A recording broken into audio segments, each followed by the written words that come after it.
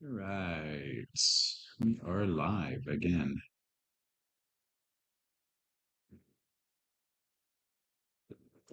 Let's take a look and see how the quality is. Let me see if it's loud enough. Hopefully it is.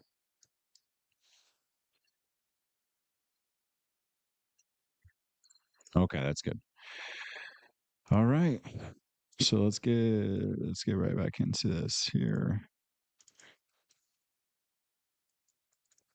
Forgot to add everyone on that one.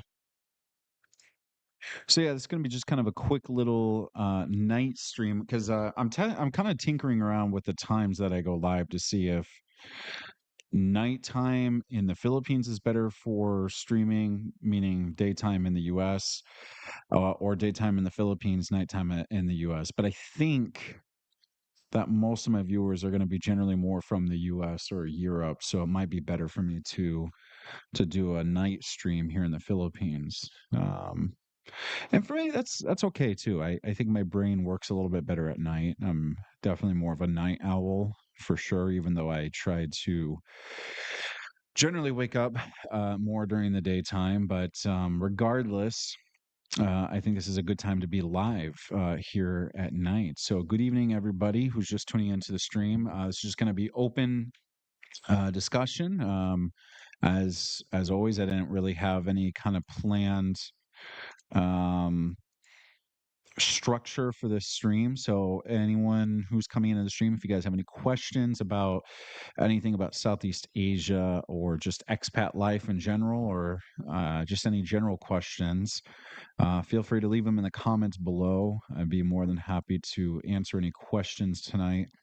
Um, and I think it's good to try to put out more consistent live streams and obviously want to provide more content for you guys to watch and just to add a little bit more substance to the channel. I don't do a lot of live streams, which I need to. I need to do more live streams, but I haven't been doing it so much as of late. So I want to try to get into that a bit more.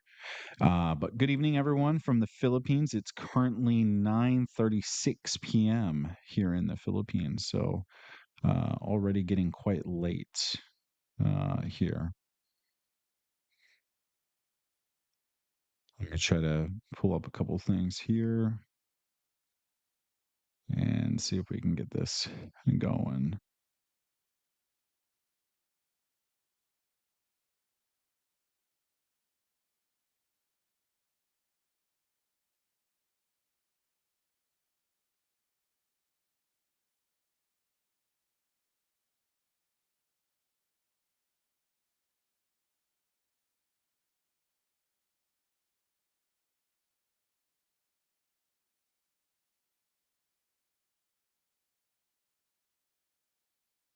Yeah, so I was going to say this is kind of like open discussion. So, again, anyone who's just kind of coming into the stream, if you guys have any questions of anything, feel free to let me know in the chat. Hopefully, I can put this up on the YouTube channel a little bit later. So, oh, we got first person in here, counter analyst. It. It's hard to get started with these streams. Totally agree, man. And that's kind of the thing that I'm trying to push out more, which is more consistency in the streams. I want to be able to, um, try to get some traction going with my streams, whether it's just through topical conversation or whatever the case is. In general, I need to start uploading more videos and more consistently to I think build that initial traction, and then hopefully push my live streams more in the videos. Like, hey, I'm going to go streaming and announce that more often. So that's kind of partly my fault, but definitely in the beginning, it's very tough. Yeah, you said you've tried it before. Very tough to say the least. Absolutely.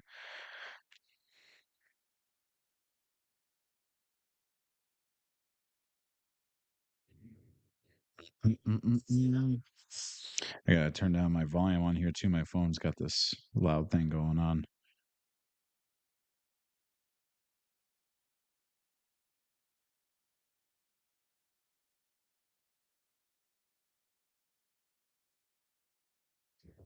Yep, very, very tough. to get started. So you have good content and you are a good presenter. So I hope you'll keep at it. Your channel is one of the more welcome ones in the job. Wow, thank you very much, analyst. I really appreciate that. Wow, that means a lot. And to be honest with you guys, I want to be able to present myself in a way that's both informative and at least somewhat entertaining. I think I do better at presenting information rather than entertainment. If I wanted to be more of an entertainer, I would over edit my vlog videos and go out and do some crazy adventurous stuff. And I don't think that my agenda for my channel is to go out and do all those crazy things. I do like to go travel and see places and do things I've never done before, but I don't make that kind of uh, the forefront of my content, I guess, on my channel. So really, I just want to live through my experiences here in Southeast Asia, or when I was living in Peru, or going through Australia, and kind of just create an image of information through my experiences, and hopefully provide said information to help you guys who are on your own journeys and traveling through different places of the world. So I think that the best way to learn is through other people's experiences. So that way, the good, the bad, and the ugly of the expat life, or just traveling in general. Because there is a big difference, obviously, between just traveling through the Philippines, for example, and then actually living here. As I've always said, when you're kind of traveling to another country, you're kind of getting more of that telescopic perspective as to what the culture is like, through this very thin uh, lens, so to speak. So, you get to do the cool things like go to Boracay, go to Bohol, or go to all the really nice restaurants and see all the cool experiences. But when you're actually living here, then of course you can see all the cool things, but then you're also going through the bad things, such as the long waits and lines, or the horrible traffic in the big cities, experiencing that every day. Um, or things just not working the way you want it to, or the poor infrastructure, so because living in a condo or living in a place, it's pretty different than staying in a nice uptown hotel or whatever. So as I've always said, that it's good to learn from other people's experiences, so that way you know how to kind of guide yourself in a direction to live in the way you want to, which is why I talk a lot about budgeting as well in the Philippines. Live on your budget that makes sense for you. People talk about how cheap it is to live here in Southeast Asia, and it's true. It is true. However, you have to make sure you're making that income monthly and consistently, right? It's not just, hey, I'm coming here with $10,000. I want to live like a king. You can live really decently for 6 months or a year, whatever it might be. But after that money dries up, if you don't have any money to cover yourself for your expenses anymore, then you're going to be in a pretty bad situation unless you can find a way um, to get that money back again, or try to again make money month to month. So this is why I always tell people, have a plan when you come out here. And again, financially speaking, it's just one of the most important things you need to think about before you do the whole expat thing. But again, if you're just coming out here for a vacation tourism, just to travel, yeah, yeah, there's guys who do the whole charter boat, fishing boat thing, where they go out for like 5, 6 months of the year, um, make a lot of money because maybe they don't really want to, you know, do the whole living at home 9 to 5 thing. So they go and make thousands of dollars, and then they'll come to Southeast Asia and they'll just live here for another 4 or 5 months and then go back and do it again. So I've heard that genuinely happens for some people. A lot of people are truckers as well. A lot of truckers from the States, or I'm sure some other countries too, but from the US, who kind of do the same thing, right? And then maybe they're owner operators, so meaning they own their own truck and they make, a lot of money through just hustling and save up a few grand, because those guys don't have to, pay rent for an apartment or house if they don't have their own family. They could just live in the back of their truck, and so they can save a lot of money.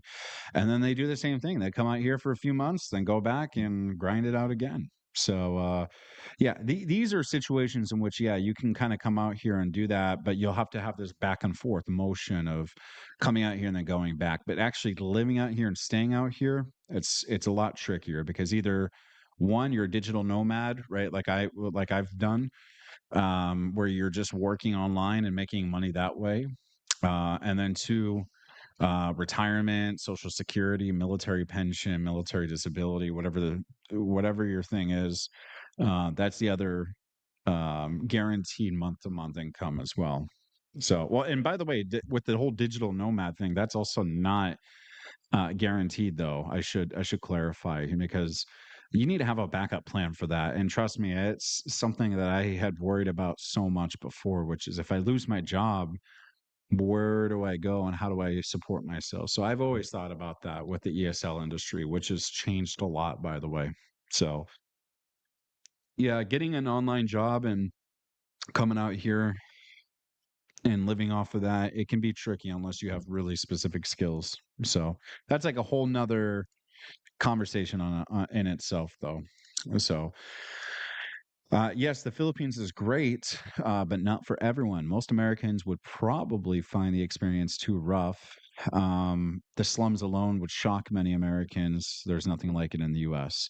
Yeah, and not just for Americans, by the way, but anyone from Western, developed countries would definitely find that form of, I guess you could say, culture shock here in the Philippines. But certainly in the United States, where, as I've said before, we have a very binary way of functioning, right? Meaning that we just know when we do something, it's just going to work. Right. There's always every once in a blue moon, there's a system down or something and it was unexpected. But generally speaking, when we're trying to process something, right? Like paying our bills or going to the bank and getting stuff done, it just works. We just know the hours it's going to be open. We know the process. We know things don't change a lot. And we know that it's going to work.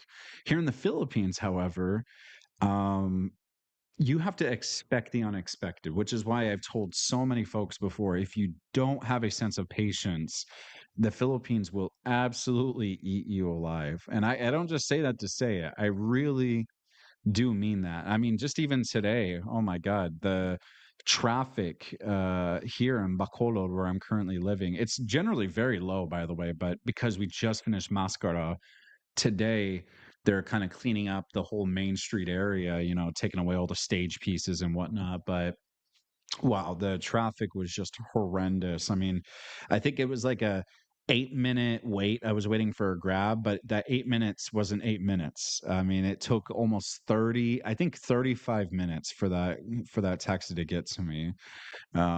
So that's just an example of you can't always expect things to work in the way that they should because things aren't what they appear to be here in this country. And it's not just traffic, by the way, it's anything. As I said, waiting in lines, you go to the grocery store in the United States, yeah, sometimes during peak hours, the lines might be a bit long, but it's never anything outrageous, right? But here, I mean, God, it could be like a Tuesday at like I don't know, 11 a.m., right? Usually a time where most people are at work, but for some reason the lines are just ridiculously long. Like I might be waiting 10 minutes and I'm thinking, where the hell, like, are any of these people working? What's going on? So, like, it's little things like that just make no sense. And I think sometimes too, they will not intentionally, I guess, but it's almost like they will just reduce the amount of cashiers that are actively working with customers, even though there's a lot of employees there. For whatever reason, you just see that happen, and it doesn't make sense. It doesn't seem to make sense, right? You would think that you should work on the efficiency of having more lanes open at once, which most of the time, it is like that, but comparatively to the United States, you just see oddball things that just don't make sense. And you think in your head, why can't you just do it this way? Because it would just be more efficient, right? But it's not our country to complain, obviously. And to tell people how to do their job or how to, you know, make things more efficient for them. They have to figure that out by themselves. But these are some of the things that just you kind of notice it, and you think in your head, you start comparing it to your experience back in the US, and you can see these cultural differences uh are really quite different. And then obviously, as you said, the slums alone, right? I mean, the infrastructure, just seeing the poor living conditions and just thinking, oh my god, why do people have to live this way? It's horrible, just horrific to see the children, with the just very old, raggedy, dirty clothes and poor living conditions. It's really sad to see it. And unfortunately, you see it quite often, especially in the big cities. Very common for sure. So, yes, I've been to Cebu and Iloilo, and one must accept that people don't value their time in the Philippines as they do in the US. Reflects lower opportunity costs since wages are so low. Yeah, very true. Absolutely. And by the way, I lived in Cebu City for most of the time. I've been here in the Philippines up until about uh, almost 3 months ago now. Wow, I can't I can't believe I'm almost been here in Bacolod for 3 months. It's really gone by just like that. It's been so quick. I haven't been to Iloilo, by the way, Annalise. You have to tell me how your experience was there. I know it's just a very quick, I think 1 hour ferry from here. So I'm definitely planning to go at the end of this month. That's one of my next goals, actually. I'm not going to go move there, but I am going to go visit at least. So you have to tell me how it is. But yeah, you said that people don't value their time in the Philippines as they do in the U.S. Definitely, yeah. Yeah, the thing is too that um, if you make a good U.S. income, right, like month to month, as I said before, definitely take advantage of that here in the Philippines. Philippines is not obviously the cheapest country in Southeast Asia. There's definitely better bang for your buck options. Again, as I've said before, Thailand, Cambodia, Vietnam. However, the language barrier obviously isn't an issue in this country, which is something that brings many people to come live here, including myself. Um, and then also just kind of the sense of familiarity with the West is a little bit more present here, even though again it is a very different culture. But you do have again just kind of this sense of cultural reference that's somewhat more similar to back in the States, other than all the things we just mentioned, all the negatives and whatnot. But I think that's something that keeps a lot of people here. And obviously the visa as well, especially as a younger expat here in this country, the visa, tourist wise anyways, is just simply better here than any of the other Southeast Asian countries. I mean, even with Vietnam, Thailand, Cambodia. Cambodia does have a 1 year tourist visa that I can apply for, but I don't remember the process for that. But I think that would actually be a really great option. Cambodia might be the exception to the rule, but Thailand and Vietnam, I think it's like every 3 months or something, or I think it's like every 3 months you have to go over the border and then come back in. Um, and with Thailand, you can do that twice. I think you could stay like a total of 180 days as a tourist. But after that, technically you're supposed to like stay out of the country for another 180 days. But depending on what your excuse is, why because the immigration officer is going to start asking you after 6 months, why are you staying in Thailand, right? Or why have you been in Thailand so long?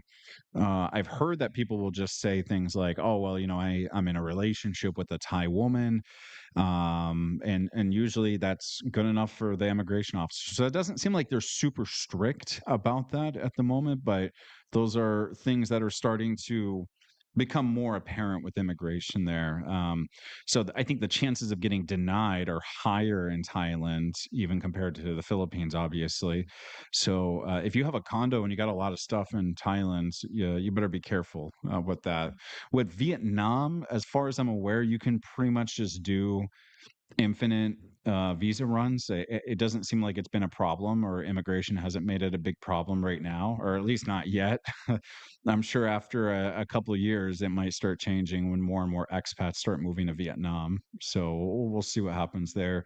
Yeah, but with Cambodia, from what I understand, you can literally get a 1 year tourist visa and then just renew it again at the end of the year. I mean, that's pretty great. Here in the Philippines, they used to have this 6 month tourist visa, but when I moved here in March of 2024 last year, yeah, that was something that was being washed out. So they just got rid of that. And now you can only extend it every 2 months. But the huge advantage here in the Philippines is you don't have to physically leave the country. You can literally go online to the Bureau of Immigration and you can extend it online. Sometimes it doesn't work, which again, things that don't always work here in the Philippines. You often will have to go to the BI office.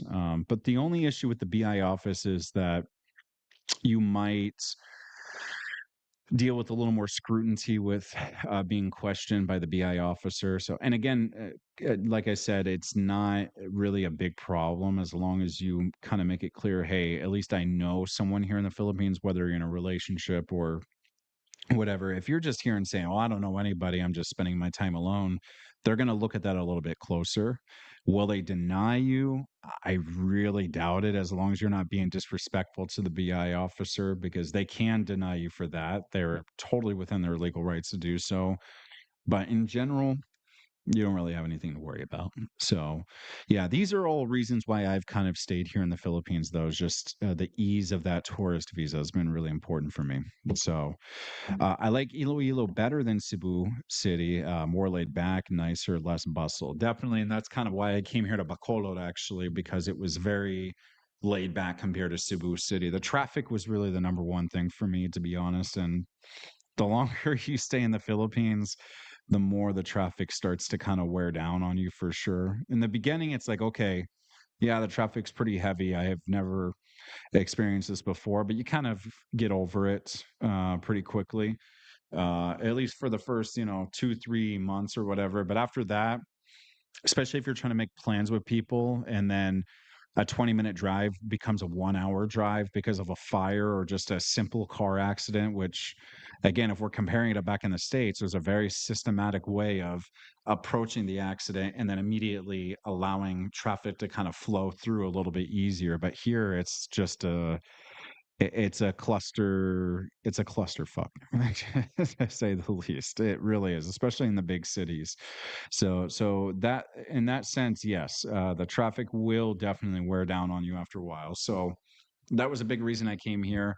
Also, just experience new islands. I mean, like you said, if you're coming out here and you're not taking advantage of the lower cost of living here, what are you doing? You need to come out here and experience new things. And I think that island hopping, at least once every 6 months or even 3 months. Some guys, yeah, maybe some guys every month they move to a new place, right? You could just Airbnb to new places. But I kind of like to settle down a little bit, at least give it a good 6 months, I would say is probably good for me. I mean, 3 to 6 months is fine. I have a 1 year contract here at this place in Bacolod. I love this place.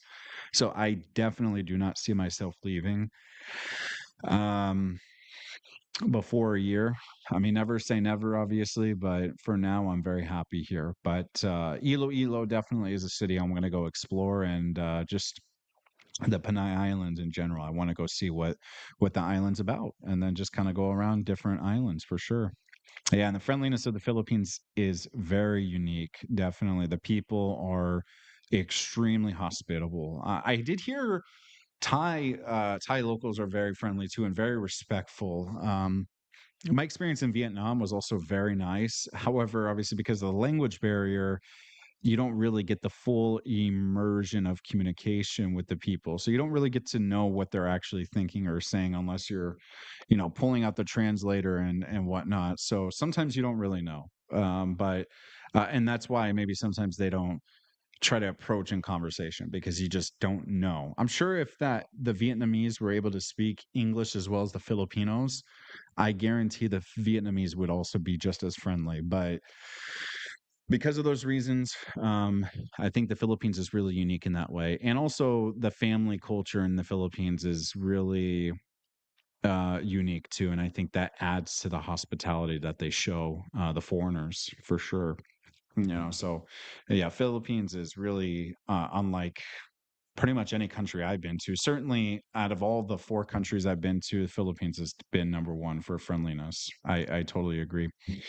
Yeah, traffic is chaotic in Cebu City, shifting lane, sharing, lack of stoplights or signs. People, yeah, parking to block lanes of traffic. Isn't that the truth? Yeah, especially kind of these cars that will literally get on the sidewalks. Again, things that just don't make sense or should be illegal. And technically, I think it is illegal. You shouldn't be parking on the sidewalks, but it's like many of the laws here in the Philippines, it's just not going to be strictly enforced or enforced at all. So, yeah. And with Cebu City specifically, because of the way that the city is designed, because I think it's actually the oldest city in the Philippines, if I'm not mistaken. Um, there's a lot of just infrastructural challenges. A lot of streets are very narrow. Obviously, the sidewalks are just all over the place. I can't tell you how many times I've walked on a sidewalk that I would walk on for maybe 10 feet, and then the sidewalk isn't a sidewalk anymore. It's just part of the road, right? Right. And so you have all these cars coming by and sometimes fast also. It's just not evened out. And again, I think it's just part of because of the history, how old the city is, and the infrastructural challenges. There's no room for expansion in those parts of the cities, especially in like the center of the city. So I think that like redesigning the city would be nearly impossible. So instead, they just kind of keep expanding the city and they just keep building more high-rise condos, and then yeah, the city is just getting crazier and crazier with the traffic. So like Cebu City 5 years from now, I can't even imagine what it's gonna be like. It's it's gonna be rough, man. It is gonna be rough, to say the least. Yeah, most laws aren't enforced. Yeah, it's really true. So many things just kind of get swept under the rug unless you have the money, um, to prosecute people. Money is everything in this country. It really is. Unfortunately, political corruption and whatnot is a really big thing here in the Philippines. But yeah, I don't want to go off too much about corruption here because it's again not my place to talk all about Philippines politics. But it is what it is here, and it really is. So a lot of things again just kind of get swept under the rug, to say the least. Yeah, they build roads with trees right in the middle. Yeah, that makes no sense. Rather than removing the trees, and there are no signs warning that a lane will suddenly be blocked by a tree. Yeah, I think that's a big one too, for sure, is that you're going to notice that, uh, you know, like road closures or barriers. There was a couple times I was actually quite worried when I was in a Grab taxi that you would kind of see this. Um, I don't know what they're called exactly, but the split lane thing. It's usually like the yellow rectangle with the black stripes going through it, like showing, hey, there's a barrier here. And like you said, sometimes there's like a tree in the middle of it. Um, Sometimes you can't even see it, especially at nighttime. Cars are going fast too, by the way, and street lights, I'm sure you already know, um, are definitely not plentiful in this country, and especially in the bigger cities. Like you would think there should be a lot more street lights. There's not, and so I think that just adds to the hazards and dangers of the roads for sure. That and construction as well. There's there's definitely been times where there needed to be better barriers or cones, right? Because like they'll take out a chunk of the road, right, that you're driving right next to. Your tire is like driving right next to this gap. And I swear to God, there's been a couple times I thought the car was gonna like tip into the gap of that opening where they're doing construction, right? Like you have like a 2 or 3 foot gap inside of like hole inside the road, and the cars are driving right next to it, and there's like no street cones on it, and I'm like, man, this is like a liability for sure. But I mean, who are they going to sue? Well, who's going to get sued at the end for all that? So yeah, there's just again things that don't make sense in the Philippines. Those are Those are the big ones for sure. So, Anna's, it seems like you know quite a lot about those things though too. Now, you mentioned before that I'm assuming anyways you've lived in Cebu City and Iloilo. So, are you currently in the Philippines right now, or where are you at? As you seem to know quite a lot as well.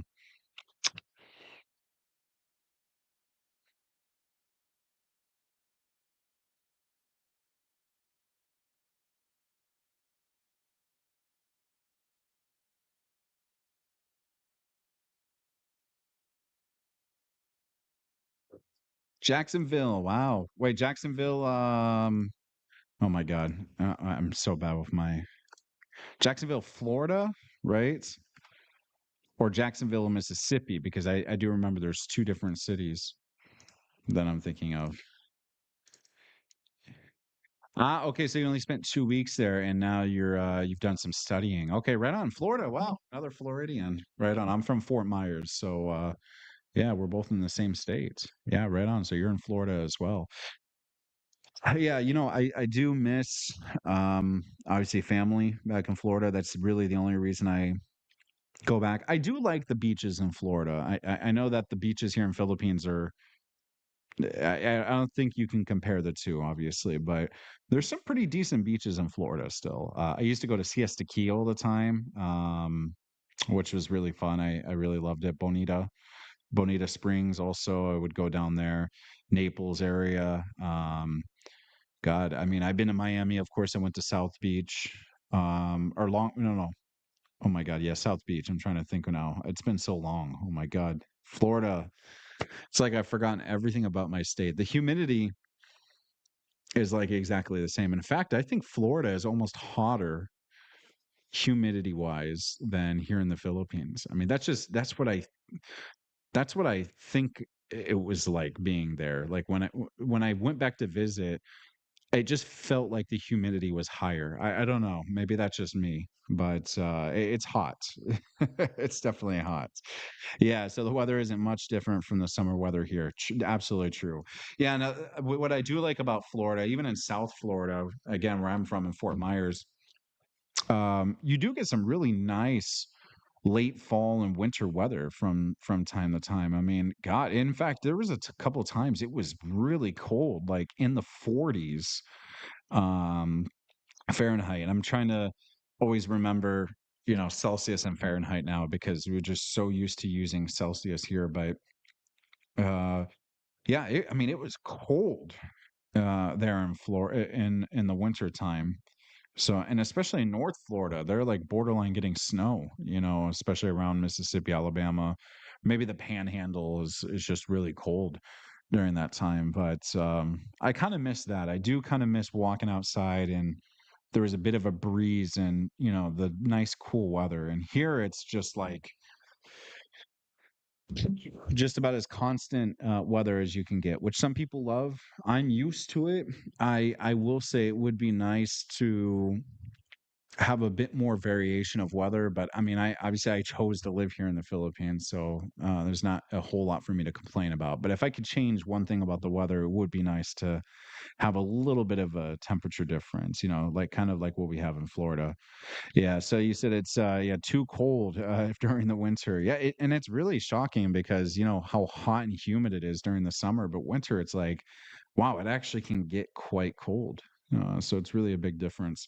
I used to live in Lima, Peru, and in Peru, the weather is really interesting. For like 5 to 6 months of the year, you would have like this very grayish sky that was cloudy all the time and light rain or just kind of this very light drizzle of rain very constantly. And it was like lower 50s, sometimes upper 40s, especially at nighttime. It was just like cold and dark for 5, 6 months of the year. And it was like a combination of being right next to the sea and then Lima being next to this massive desert in Peru and the sand would mix in with like the clouds off the coast or like the ocean, the humidity or something. It would just create these like grayish clouds and it would just kind of cut off the sun and just kind of create this colder. climate. It was really strange, but yeah, and then it's like once the clouds went away and the sun came out, it was like, I don't know, it was like a rejuvenating feeling, and then it would just be very hot, like almost the same temperatures here in the Philippines and almost as humid, a little less humid, but it would be like that for like 3.5, 4 months. And the bad thing about Lima was that many places don't have air conditioning because of the longer wintry weather. You know, you don't need air conditioning, which was actually quite nice. You can kind of just sleep at night and, it was really comfortable. And also not a lot of like bugs or anything like that. Like not a lot of issues with insects like cockroaches, mosquitoes, and stuff like that. Yeah, it was kind of nice actually dealing with that. But yeah, the no air conditioning part though, that really sucked, especially again considering the weather was pretty close to the temperature here during those 3, 4 months. So imagine just using a fan, in this kind of weather. It wasn't very nice. Yeah, Peru sounds nice. Yeah, it was absolutely an amazing experience. The people have a lot of pride for their culture. Obviously, the outwardness of hospitality and friendliness is really no comparison to the Philippines. The Filipinos are just considerably friendlier overall. But I've had, again, really no negative experiences with Peruvians either. Once you kind of ease into a conversation, if you know Spanish, at least at a semi decent conversational level, the Peruvians really opened up a lot. I mean, they really were quite friendly and they really loved to share their culture. And the ones who did speak English, which was definitely in the uh, minority for sure, comparatively to here, where almost everyone could speak English. Um, it was really pleasant conversation. And yeah, Peruvians are just very proud of their culture. And you can just tell through conversation with them. They're also quite intelligent as well. At least the ones I talked to were very smart. And it seems like they just kind of know what they're talking about when you talk to them. And uh, I don't know. It was just a very different experience. And then obviously coming here to the Philippines, yeah, it's just totally different culture for sure. Um, but yeah, Lima specifically was really an interesting city. And when we're talking about safety as well, really quite different. I mean, safety here in the Philippines, I feel safe just about everywhere. I have yet to walk, even in Cebu City, and I haven't been to Manila yet, but even in Cebu City, I've been to squatter neighborhoods at like almost midnight. I've been to the slums. I've been to pretty much everywhere. I haven't felt in danger at all. Obviously, I use common sense too. I'm not just walking outside, flashing my phone around and, telling people how much money I have or making it obvious I'm pulling money out of the ATM. And also don't pull a lot of money out of the ATM. If you're in the Philippines, like 6 months plus, you have your ACR card, just get a Gcash account. You can pay Gcash in most places that usually just accept cash. They'll accept Gcash also. They always get that QR code. But anyways, yeah, comparatively to Lima in Peru, outside of like the tourist bubbles like Miraflores or Barranco, you have to be pretty mindful of where you're walking, especially at nighttime. There's definitely places in Lima I would not walk around even during the daytime because the risk of getting pickpocketed or even robbed is just significantly higher. So, which I was pickpocketed in a northern city in Peru called Piura at a club at night because the zipper on my pants that I was wearing, I zipped up my stuff to make sure I wasn't getting pickpocketed, but I had it zipped down for less than a minute and I was trying to pay for something. I was kind of hunched over and this club was like shoulder to shoulder packed, which should have been my first red flag. Someone was using the pressure of their shoulder on my body to slip out my phone and walk out, and I didn't even notice until a minute after. So they're really crafty, the ones who commit these petty crimes. They're very experienced, and you can tell that they've done it for a long time. But they're very lucky that I didn't notice. I definitely would have thrown them across the room if I knew who did it. To this day, I'm still pissed that I got pickpocketed, but it's a very real thing in Latin America. That's almost always the main thing that's going to happen is your phone's going to get stolen from you. And even if they can't get inside your phone, they'll just pick it apart in pieces and sell the pieces on the black market. They're very crafty in that way. So Yeah, Latin America, you definitely have to be a lot more mindful of your surroundings. So, but apart from that stuff, the positives of Peru and the people and the God, the food especially. Oh my God, pollo a la brasa, ceviche, tres leches. Man, so many good foods in Peru. I anticucho also. I fell in love with the food there. God, I would definitely go back to Lima just to have some good food again. I do miss Peruvian food. I really do, especially compared to Filipino food. There is a couple dishes I really love here in the Philippines. Chicken adobo is 100% my favorite. I do like sisig, but it depends on how the sisig is prepared, the chunks and whatnot. But I love that kind of Swedish, buttery pork and egg. Like if it's prepared really well and fresh, sisig is one of my other favorites. Um, and of course, I love the barbecue. I always love to get good barbecue. Here in Bacolod, also the chicken and asal is very good with some good garlic rice. So definitely some good foods for sure. But yeah, Peruvian food, it's just the freshness of the ingredients, the way it's prepared. I would definitely eat Peruvian food every day over Filipino food for sure. In my opinion, by the way, I think that Peruvian food is the best food in South America. I think it's very hard to compare. I like arepas, which is like a Colombian and slash Venezuelan food too. Cachapas from Venezuela is also very delicious. But yeah, for South America, Peru, it's got to be number one for me for sure. But yeah, safety wise though, you got to be more mindful in Latin America. It's significantly more dangerous, in my opinion, than the Philippines, obviously. So there are some slums that seem unsafe in Cebu City to me, but those in Iloilo didn't bother me for some reason. Yeah, and I think part of it's just obviously that kind of metropolitan influence that Cebu City has. It's just a much bigger city in general, and I think that there's more inequalities with the wage gap. Obviously, you have the super rich people who are living in like the Beverly Hills area of Cebu City, which is like massive homes, like big homes. And I'm not even talking about like IT park, condominiums and whatnot. You have a lot of foreigners and wealthy people who live in IT park, obviously, but you have like people living in these hills in these mansions, and then you have people in the squatter neighborhoods and the really poor slums. And I think the inequality is much greater in the big cities, and just because of the sheer size of it too. So, and especially at nighttime, if you're in those slums, you just need to overall be more aware of your surroundings for sure. Again, I mean, I've walked by myself through plenty of them. I never felt in danger, but I didn't put myself in an intentionally dangerous situation either, where I was flashing cash around or giving stuff out to a bunch of people or trying to get people's attention intentionally. I try to be as low key as I can. Obviously, you're 6'5", tall American walking around through the slums of Cebu City.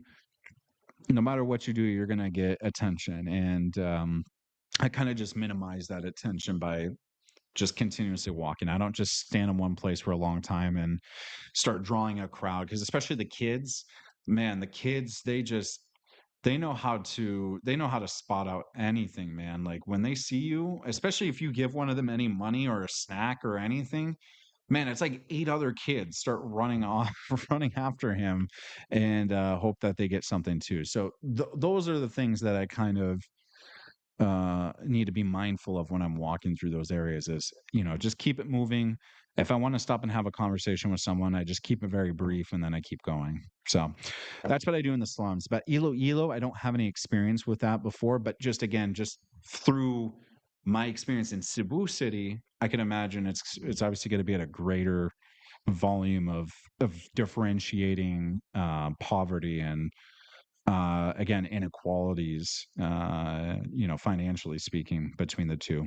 So, yeah, awful. The petty theft in poor countries is virtually, yeah, absolutely. It's totally ubiquitous. Yeah, 100% agree with that.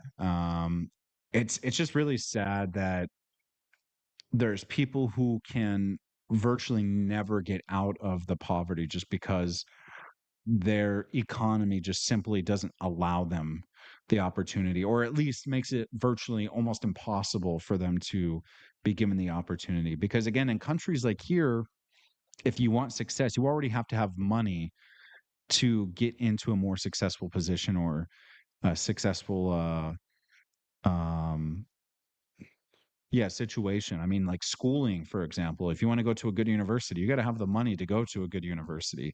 I think, yeah, you could probably go to like a public school and get a good get good grades, get a good degree, and you could still probably be successful. But let's be honest, I think the people who are going to private schools, especially private universities, they probably are given more opportunities. I'm sure jobs think, okay, this guy went to this university, he's got money, he's obviously got a good, successful background. We want him in our position. We want him in our job, in our company. And so it's almost like the rich get richer and the poor get poorer. And again, when we're looking at the economic gap of the rich and poor here in the Philippines, I mean, it's almost like day and night difference. We have inequalities in the United States, obviously, but in these countries, the gap is just so big that people do end up reverting to crime, and often it's petty crime. It can be violent crime, and the bigger that gap becomes, the more common those crimes become as well, because people think they have virtually no other opportunity in their life. So they do what they can to survive. And it's sad to see. So it's just the truth. Have you had a woman you barely know want you to make a baby with her? That happened to me in my short time there, second date. She wanted me to get her pregnant. Yeah, yeah, I have. One was very obvious about it. One literally told me that she wanted to have a baby, and then she said that she didn't even want me to take care of the baby, which I just thought, wow, that's crazy. I've never experienced anything like that back in the West, and even in Peru or Vietnam, I'd never experienced that either.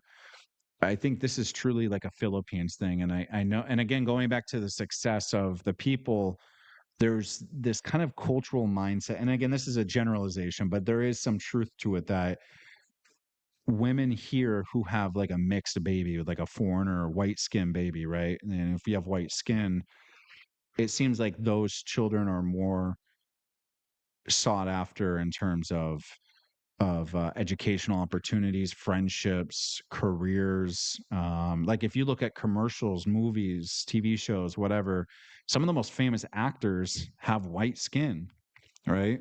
Beauty products right here in the Philippines.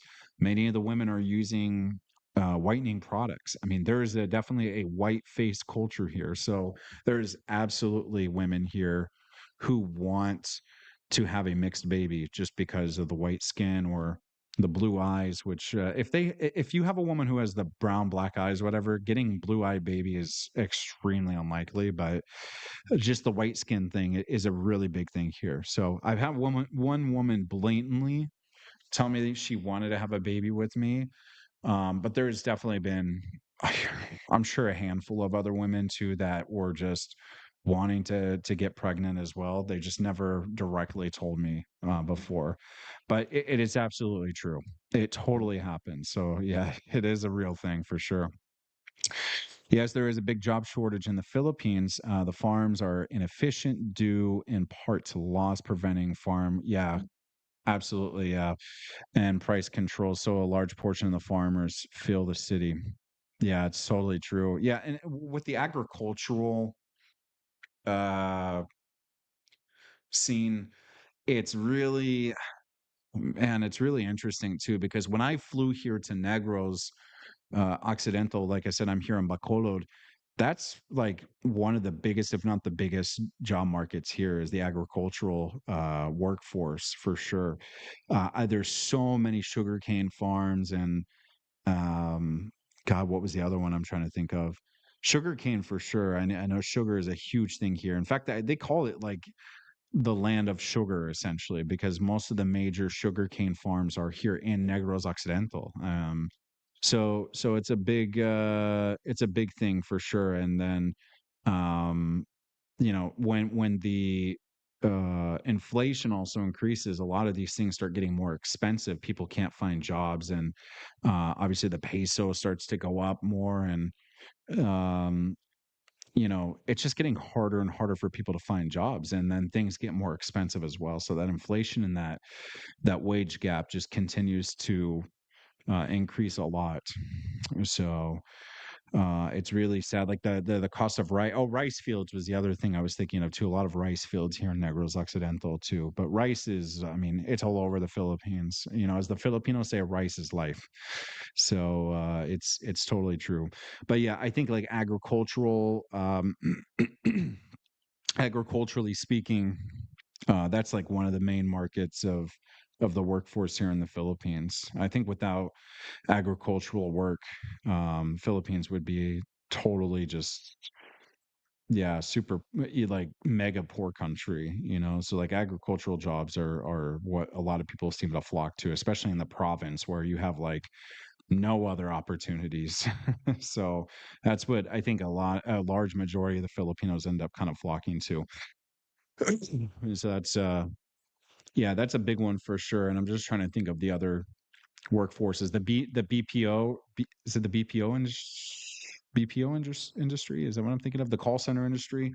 That's the other big one. But the thing with that's starting to get killed or dying off is the AI introduction of AI taking over the call center industry too. And there's many hundreds. I can imagine hundreds of thousands of Filipinos that are in the call center industry. I mean, if you're in the US and you're calling like after business hours in the States, you're talking to a Filipino. It's very likely you talk to a Filipino. Um, and yeah, if AI takes over, which I think that's starting to become a real possibility in the next few years, that's going to create an even bigger gap in the economy here. And I think the Philippines is going to start becoming even more poor as a result of that, which is really, really sad to hear to think about. But AI will do things almost as efficiently or more efficiently than humans, and it'll cost literally a fraction, like a percentage of a fraction less than paying the salary to all these Filipinos, which already the Filipinos are getting paid really poor salaries, like 400 pesos a day. So they're getting paid like 6, 7, maybe $8 a day, in the higher end jobs. It's just horrific. Yeah, I hate to see it for sure.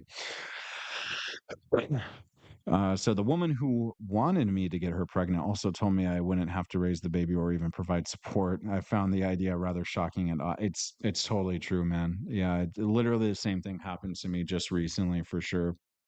It's such a weird thing to imagine, like growing up in the US and knowing how dating works in the States, right? How to court a woman in the States and how relationships work, which relationships in the US nowadays are just totally different. Unfortunately, it's kind of dead now, in my opinion, in terms of the typical courting process and romanticism. I think it's died off a lot, partly because of the whole online dating scene where women get so much attention from these other men and then realize, oh, you know what? If I'm getting all this attention from other men, why don't I make like an OnlyFans account? Or they start selling their body. And yeah, with US women, they're a lot more, I think, a lot more oriented on sexually exploiting themselves and have practically no shame. Where here in the Philippines, there is Filipinos who do it, but it's either a lot more low key or the women just have a lot more shame and just don't want to do it in general. So I still feel like there's a bit more of a balance here in the Philippines, although some of these Western influences are starting to affect the Philippines. I mean, I talk to guys who have been here 10, 12 years or longer. They said the Philippines is completely different today in terms of dating than it used to be, for sure. Right. But then you still get these women who are more traditionalistic in mindset, who are just like, hey, I just want to get pregnant from you because I want to have a mixed baby. Right. I think that's something that's always kind of been there. But in terms of like traditional values, I think that you're starting to see these little things changing over time. Like I don't know if like 15, 20 years ago, if Filipino women were just like, hey, I want you to get me pregnant just so I can have your baby. And maybe they did. I don't know. But I think at least back then, before the internet kind of ruined everything, they probably were more inclined to also want to have a good relationship with you. But now it's really starting to become more westernized, but it's still better in general dating in this country and being with a good woman or finding a good woman compared to the West. It really is. Is there good American women still? Absolutely. There's going to be good women in any country, but especially when you look at like feminine qualities of a woman and what you're conventionally attracted to physically, American women nowadays, if they're sweet, good women, they're probably just not physically attractive in a lot of cases too. I mean, I can't be the only one who thinks that, like it's usually like the really out of shape, just not good looking women are sometimes sweet. And ones who are unattractive physically and have a bad personality, it's like, man, they're going to be sleeping with their cats for the rest of their life. I mean, they're not going to get any good man, they're going to get tossed around most of their life.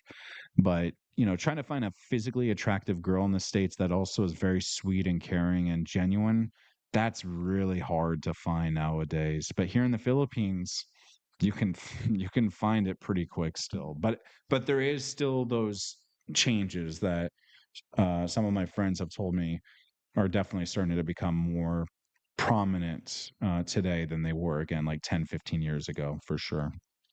So yes, I'm a data analyst and I'm developing an AI defined data platform for my organization. I plan to move to the Philippines after I complete the project. That's awesome, man, for sure. Yeah, AI is the way of the future. I seriously, and I've told my students this before too, right? Like I said, I was teaching English before. If you're going to get into any kind of industry, think about what the future entails and what it requires, especially if you're going to be in the IT industry.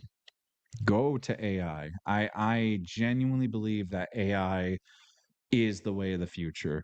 I don't see I mean, even like with coding and language processing, right?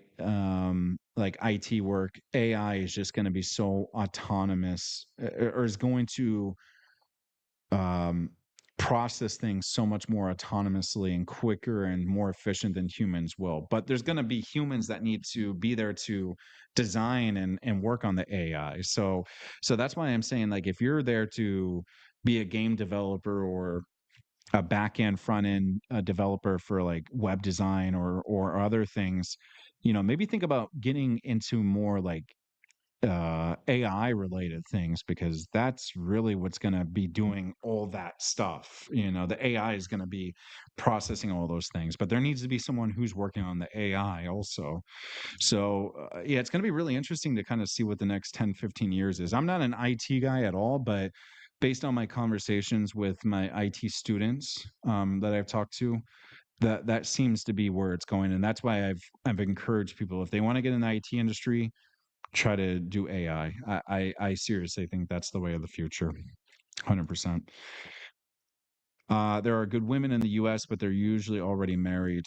Um, yeah, generally, I think I agree with that for sure. I think that most of the women that I've especially my age for sure, I just turned 30 a week and a half ago, so which I'm not happy about, but I wish I was still in my 20s. I can't turn back time, but yeah, especially at my age, most of the women are married. And if they're not married, then either they're completely single or they're a single mommy, like they have kids, but they're single. And at 30 years old, being a single mom, uh, in the US, yeah, that's not something I really want to. I don't want to date I don't want to date a single mom in general. Not even here in the Philippines. I'm not interested in single moms personally, um, but yeah, most of the women I think kind of get married pretty early nowadays. Like I think my sister, for example, she got married at like 21. Right, it's just really common in the States for that to happen now. So, I think finding a single woman with no kids and you're attracted to, like, in their late 20s, lower 30s, that's really hard to find in the US nowadays. Yeah, it's tough. Yeah, it's really different. It really is. Here in the Philippines, though, you can find, like, anything. and it's just better too, like you're just generally more attracted to women here because they are more feminine overall, but they also have a good attitude. They're not always, on your back and complaining about every little thing. You're going to still find, women are going to be women. They're going to have their attitudes, and Filipinos have the tampo or whatever, but you can find just really good, chill, genuinely sweet women here in the Philippines. And it's just like much more plentiful than back in the States. I think there's not the weirdness of like little things that like she'll like she won't just start arguments with you about stupid things all the time. Like I feel like in the US it's just so much more common. But and also American women are much more inclined to just break up with you. I've been here in the Philippines for 2 years. I've only had like two exes here, but I've never had like a woman that just broke up with me or said she didn't want to talk to me anymore. Like she's always wanting to still talk to me, and it's just a more genuine connection, I feel. It's not, you just don't have the weirdness of like being ghosted all the time. If a woman's not interested in you in general, she'll just not respond or she'll just ghost you. But if it's someone I already hung out with, I haven't had them just like message me and say, "Hey, I don't want to hang out with you anymore." And the US, it's just so blatant, like blunt. So like they'll just do it to do it. So I don't know. It's just those weird little things in the US when it comes to relationships. You don't really have that here in the Philippines. I just think things are more genuine, if that makes sense. I don't know if that makes sense, what I just said, but I'm trying to make sense of it all. I'm staring at 50 next year, so it could be worse. You know what, man? Just be happy that every day you wake up, you get to live another day. That's kind of how I think. And I know we got a 20-year age gap, whatever, but anything can happen to any of us, tomorrow. But to be alive in the moment right now, even though you're, listening to a random guy across the world talking to you on the internet, when you could probably be doing other things with your time, just be grateful we can even do that because tomorrow's not guaranteed. So I try to remind myself of that the minute I hit 30 years old. Right. When I hit 30, I thought to myself, yes, I'm another decade older, but I'm grateful that I get to live out my dream being here in Southeast Asia. I get to have mind you, small platform, but I at least get to be on here, have a good discussion with folks from other places around the world. Um, and I get to just be here and travel and see new places, make new experiences, talk to people that otherwise I never would have met my entire life. You can't beat it. You really can't. So I'm very grateful that my 30th birthday at least was spent in another part of the world and getting to just do what I love. And this is exactly what I love doing. So I think that's kind of what life's all about, just counting every day as a blessing and just getting to live your life to the fullest. And I'm totally doing that. Even if it's little things every day, at least I get to do it on completely different part of the world. I'm living every day the way I want to live it, which is great. So I have to prepare for a meeting now. Glad you're live stream. Having a great night. Hey, thank you so much, analyst. I appreciate that. In fact, I think I'm going to end my stream right now because it is been a little bit over an hour of me starting the stream, and I don't really know what else to talk about. So thank you guys for tuning in, analysts, especially you, my friend. Thank you so much for tuning in. And yeah, I'll try to do these streams, like I said, at least a couple times a week. I just don't have any structured schedule for it yet. I need to work on a YouTube video probably tomorrow, but I don't even have a consistent upload schedule. So I got to kind of figure out what I'm doing there. So that's something I'm going to work on. So take care. You two analysts, thank you so much. And thank you guys for watching. If you're watching on the replay, make sure to leave a like on the video. And if you have any questions about anything I've talked about today, make sure you leave that in the comments below. Other than that, I'll see you guys in the next one.